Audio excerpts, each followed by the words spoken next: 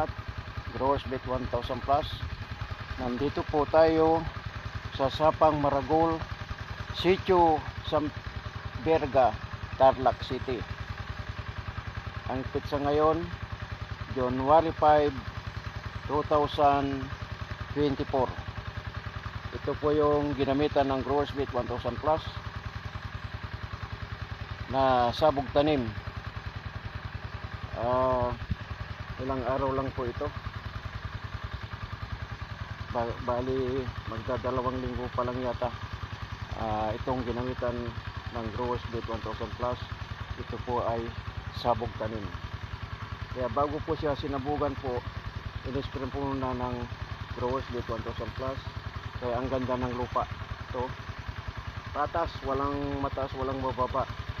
Dahil sa ganda ng lupa, malambot po siya, kaya maandali nilang pinantay yung lupa sa pamagitan ng Growers Bait 1000 Plus. Yan o, ang ganda ng kulay.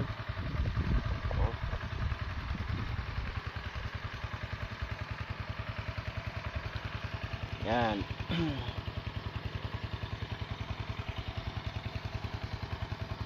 Yan ang Growers Bait 1000 Plus. Yan.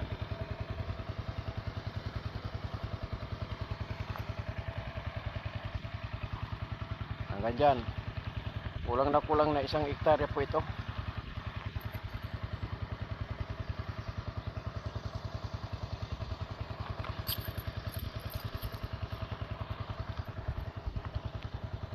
Pinapatubigan po siya ngayon.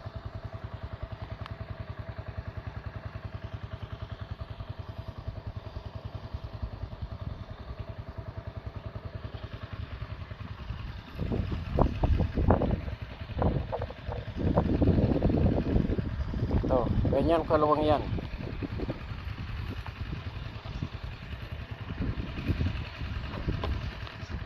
Kaya ito ang Growers Bait 1000 Plus.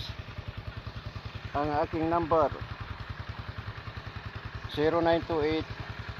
0928-539-8235. Growers Bait 1000 Plus. Happy Trekkings po mga ka-farmers na gumagamit po ng Growers Bait 1000 Plus. Yan, ganyan kalawang yan. Dito, pisan ko muna doon. Yan.